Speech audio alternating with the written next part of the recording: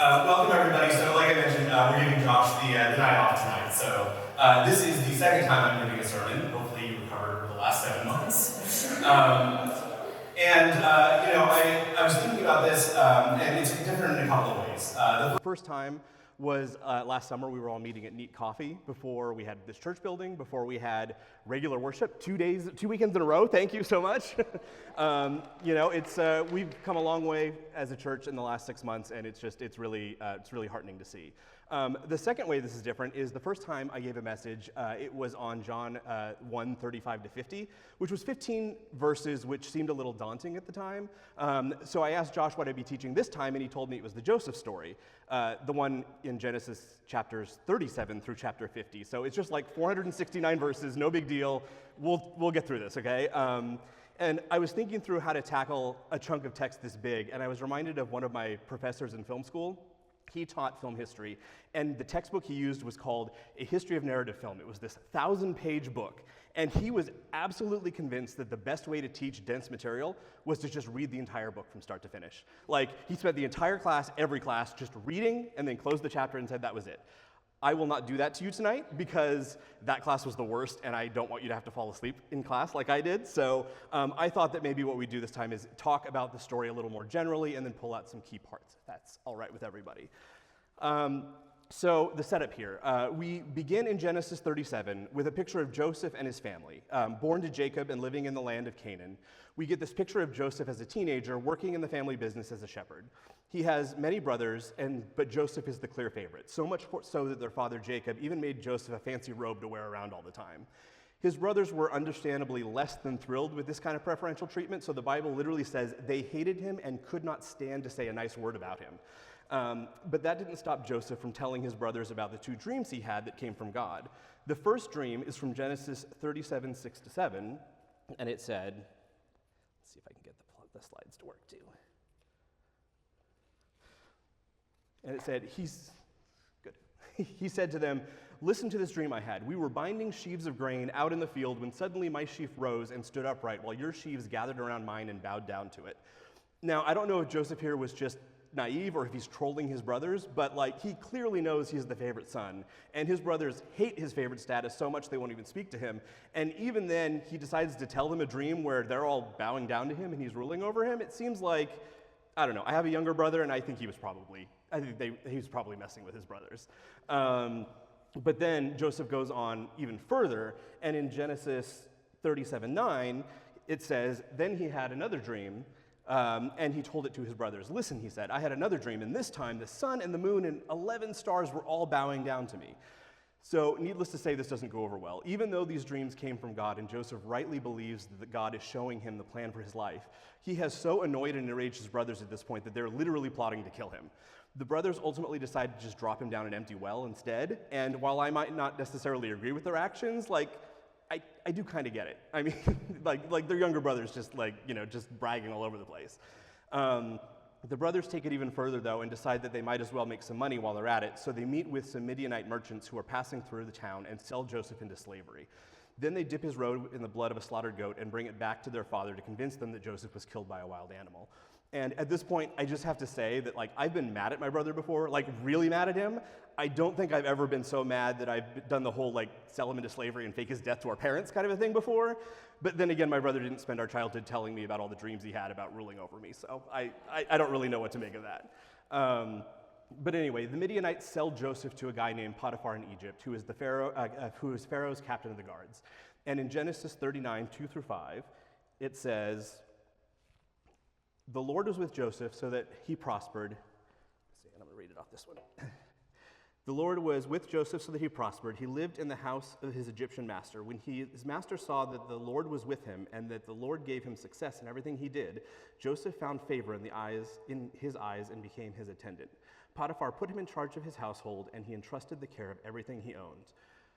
From the time he put him in charge of his household and with all that he owned, the Lord blessed the household of the Egyptian because of Joseph. The blessing of the Lord was on everything Potiphar had, both in the house and in the field." And there was, I mean, it seemed like a pretty good situation, but there was one problem, which was Potiphar's wife. Since Joseph was so successful and well-built and handsome, which is literally how the Bible describes him, she wanted to sleep with Joseph. Joseph did the chivalrous thing and declined repeatedly, but then Potiphar's wife, hurt by his rejection, accuses Joseph of being the one to try to seduce her, and Potiphar has Joseph thrown in prison. But again, we see that God was with Joseph. And sorry, there's a lot of text in this, so bear with me. So in Genesis 39, 20 to 23, Joseph's master took him and put him in prison, the place where the king's prisoners were confined. But while Joseph was there in the prison, the Lord was with him, and he showed him the kindness and granted him favor in the eyes of the prison warden.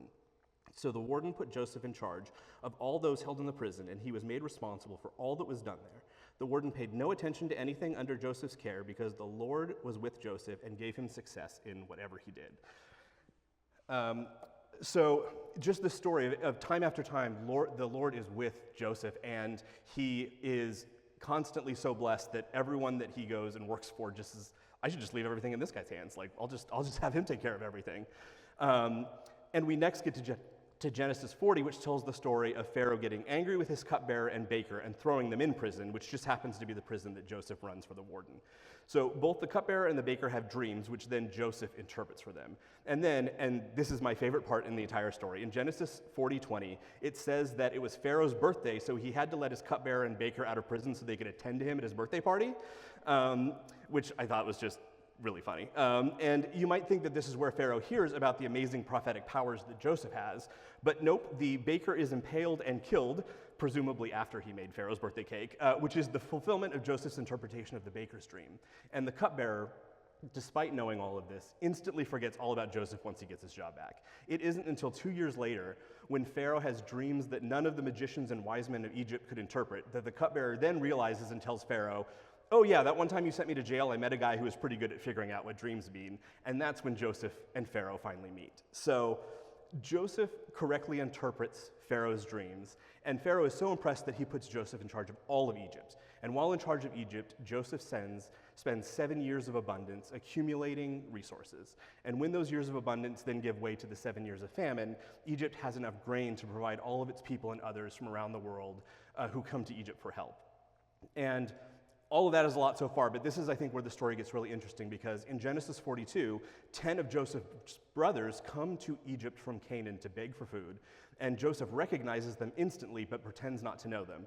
And then for the entirety of Genesis 42 to 44, Joseph proceeds to put them through a very confusing set of circumstances. He accuses them of being spies, locks them up in jail for a few days, asks them to present their youngest brother who isn't there with them, lets them buy the grain but secretly returns their silver so they worry they've cheated the Egyptians, does the same thing to them a second time when they come back to buy more grain, hides a silver cup in one of his brother's grain sacks so he can accuse them of stealing and then demand his brother become a slave. It's a very complicated series of events, but finally, in Genesis 45, 1-5, we kind of reach the end of the ruse, which is when Joseph could no longer control himself before all of his attendants, and he cries out, "Have everyone leave my presence." So there was no one with Joseph when he made himself known to his brothers. And he wept so loudly the Egyptians heard him, and Pharaoh's household heard about it.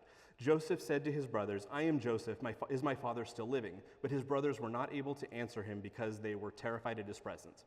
Then Joseph said to his brothers, "Come close to me." And when they had done so, he said, "I am your brother Joseph, the one you sold into Egypt. And now do not be distressed and do not be angry with yourselves for selling me here, because I was to save lives that God sent me ahead of you." So ultimately, and we're at the end of the story, I promise, ultimately Joseph moves his entire family from Canaan to Egypt, where they're reunited.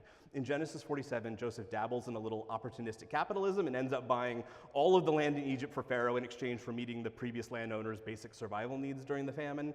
Jacob blesses his sons on his deathbed, dies, and is buried back in Canaan, and Joseph lives to the ripe old age of 110. So that's 469 verses of the Joseph story. And it's a great story, and I think it's one that, thanks, Don, I appreciate that. And for me, there's a couple of things to really think about, and kind of the 2 points I'm thinking about in this story are God's timing and God's sovereignty. So the first thing that jumps out at me in Joseph's story is the length of time it takes God's promises to play out. From the very beginning, we know that Joseph has God's favor. All of Jacob's children do, in fact, because if you think back to Genesis 35, God told Jacob that a nation and a community of nations will come from you, and kings will be among your descendants. So God could have easily accomplished that in any number of ways, instantaneously if he wanted to, but God instead allows Joseph to be sold into slavery, to be falsely accused by Potiphar's wife, and to spend years in jail before Pharaoh finally elevates him to rule over Egypt. That I found myself asking, why is that? If there's one thing that I'm absolutely certain of, it's that God works in the detours of our life. In fact, I'm convinced that what we consider detours in our lives aren't really detours at all, but part of God's larger plan that extends beyond ourselves. If Joseph had just been born into royalty, he wouldn't have met the people he did along the way. He wouldn't have interpreted the dreams of others the way he did. And the entire nation of Egypt wouldn't have been prepared for the years of famine as a result. Remember that God's promise wasn't just that kings would be among Jacob's descendants. It was also that a nation and a community of nations would come from him. And that was only accomplished when Joseph brought the people of Egypt together under Pharaoh. This experience of having to wait for God's promises to be fulfilled and only to realize that other miraculous things were also accomplished in the waiting, is also something that I found really profoundly in my own life. Many of you know that I work for Marvel, which is a dream job of mine, and some of you know that I've been working there since 2016. But what a lot of you don't know is that I've actually been wanting to work there since the company was founded in 2005. So for 10 years, I'd applied and interviewed for every job posting that I could, hoping to be able to work there.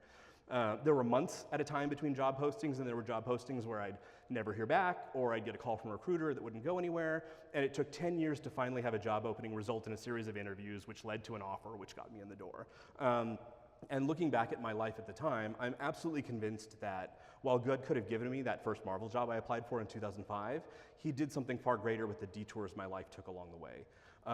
I worked 3 jobs in those 10 years in between, and at the first job, I met the man who would eventually become my mentor and taught me that it was possible to be a good, decent, humble, kind person in an industry that so often rewards ego and ambition.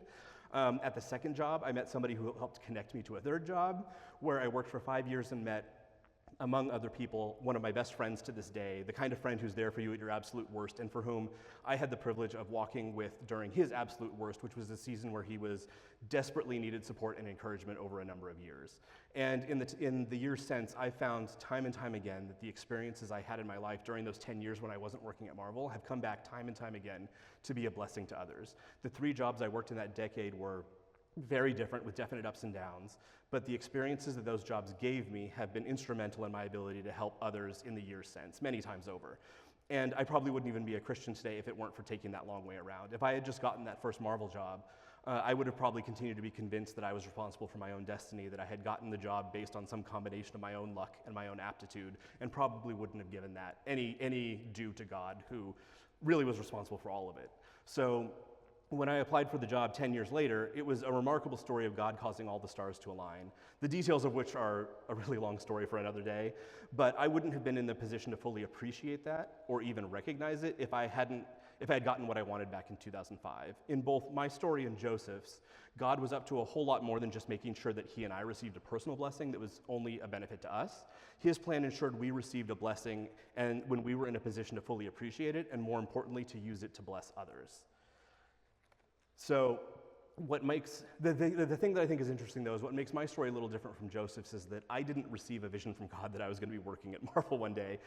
It was something that I wanted, but it wasn't something that was promised to me. Joseph, on the other hand, was promised a future that he must have been eagerly awaiting. When he told his brothers about the dreams at 17 years old, he could very well have been telling them because he expected it to happen at any time. God gave him this dream and it's going to happen. When am I going to be in charge? Instead, he's subjected to years of hardship before that dream becomes a reality in the most unlikely way. And I find myself thinking, what must that have been like, waiting all the time and wondering when that promise was going to be fulfilled, feeling like you had a blessing coming your way, but then you get sold into slavery and then sent to prison? And it must have been in Joseph's position, had he known certain things or something was going to happen, but then experienced years of that thing not to come to pass. I think that for me, I think would have been personally like a massive struggle to have that weight of expectation on my shoulders all the time and not like, and just see it year after year not come to pass. But the key takeaway for me in both of these stories, both Joseph's and my own, is that it's easy to think about it in terms of why the blessing took so long, because it's because we're looking at it we're looking at the story through the lens of ourselves as the main character. But in a story where God is the main character, everything happens when it's supposed to happen because there is so much more going on than just how it affects us on an individual level. Like I said, I work at Marvel. I have to put a Marvel reference in here somewhere. So one of my favorite scenes in any Marvel movie is from the first Doctor Strange movie. He and his mentor, the Ancient One, are standing on a balcony in a moment literally frozen in time, and she's imparting her last bit of wisdom to him before she dies. And she says, "You wonder what I see in your future? I never saw your future, only its possibilities. You have such a capacity for goodness. You always excelled, not because you crave success, but because of your fear of failure. It's precisely what kept you from greatness. Arrogance and fear still keep you from learning the simplest and most significant lesson of all, which is that it's not about you." And then a little later in that scene, Doctor Strange realizes that instead of using the magic he's learned for the greater good, he could use it to serve himself and get his old life back, which is what he's been after the whole time in this movie up until this point. And then the Ancient One replies and tells him, you could use the magic on yourself, and the world would be all the lesser for it. And to me, like, I just love that moment because it shows how important it is to not only see things through the lens of what happens to you. If we have to wait for 10 years for something ourselves, it may feel like forever for us, but God might be looking at the downstream effects 20 years from now, or generations from now, or in terms of the number of other people who will also be blessed by what he's doing in your life if it plays out in his time. So all of that kind of brings us to the next point of God's sovereignty, which is that we're all participants in the story God is telling, and that is one of blessing, goodness, and renewal, not just for us, but for the entire world. And even in times when we're not up to such a large task, God definitely is, and he's always with us. There's a short verse in Genesis 41:38, which says, "So Pharaoh asked them, 'Can we find anyone like this man, one in whom is the Spirit of God?'" And what makes this verse significant is I believe it's the first time in the Bible where there's a mention of the Holy Spirit being with someone. And that's something that we in the modern day, after everything that happened in the New Testament and, Jesus, coming and dying on the cross for us, access to the Holy Spirit being in us is something that we in the modern day have access to all the time, which means that we are just as capable of being extravagantly blessed by God as Joseph was, but it requires following along with the story God is telling, not trying to be the main character of our own story. God's story doesn't begin or end with us. When Joseph first received his prophetic dreams from God, he went and bragged to his brothers about how his family was all bowing down to him. But at the end of his life, at the age of 110, his position of authority didn't just extend to his family, it also affected all of Egypt and all of the world beyond that. God's story wasn't a story about Joseph. Joseph's story was a story about God, and just a small part of the larger story at play in God's designs for everyone. Understanding what part you play in God's plan and how to do that well is not an easy question. For many of us, it's the work of a lifetime to discern where God is going and then to subjugate our own desires in service of God's will. And for me, I think that's the real appeal of this first gospel sermon series, because we get to explore what that looks like through all kinds of different characters and books of the Old Testament, some more successfully than others. And for those of you who are new and with us for the first time, our sermon series right now is called The First Gospel, which is we're going through the entire Old Testament this year and looking at it in the context of what it was the first gospel and what can it teach us before Jesus gets there. So that's kind of where we're landing. But ultimately, this story of Joseph, and my main takeaway from this, is that it's inherently about learning how to forgive. As Josh has mentioned in previous sermons in this series, the Bible is full of imperfect people, and Joseph's certainly no exception. He wasn't exactly humble about his preferred status in his family when he was younger, and he started out thinking that God's blessing is just for him. But then, years later, after his brothers did something that caused him incredible hardship, he was still ultimately able to forgive them. That forgiveness wasn't quick or easy, though. I tend to think that the reason for Joseph concealing his identity and all the machinations with his brothers when he met them is probably either one of two things. I think he's either messing with his brothers for what they did to him, or he's truly wrestling with what to do to them now that he's in charge. Either way, it's clear that Joseph isn't a perfect example of selflessness in this situation. He's hurt, he's angry, and he's probably still struggling with what he knows he should do: forgive, love, heal, and contrasting that with what he wants to do, which is probably revenge, vindication, punishment. Again, he spent years in prison, sold into slavery, and I can imagine that hurt is probably still there, but he's struggling to forgive them. But ultimately, again, going back to Genesis 45, 1 and 2, it says, "Then Joseph could no longer control himself before all of his attendants, and he cried out, 'Have everyone leave my presence,' so that there was no one with Joseph when he made himself known to his brothers. And he wept so loudly that the Egyptians heard him, and Pharaoh's household heard about it." And what I find interesting about this moment is that I don't think Joseph waited until he wasn't angry with his brothers anymore. I don't think he waited until he wasn't hurt anymore.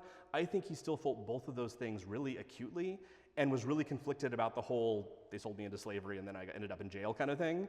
So I think he took the step of forgiving his brothers anyway, and as imperfect as it may have been, the minute he did, he literally ugly cried so hard that everyone in the vicinity heard him and talked about it. And ultimately, I think that's the challenge for all of us in our lives.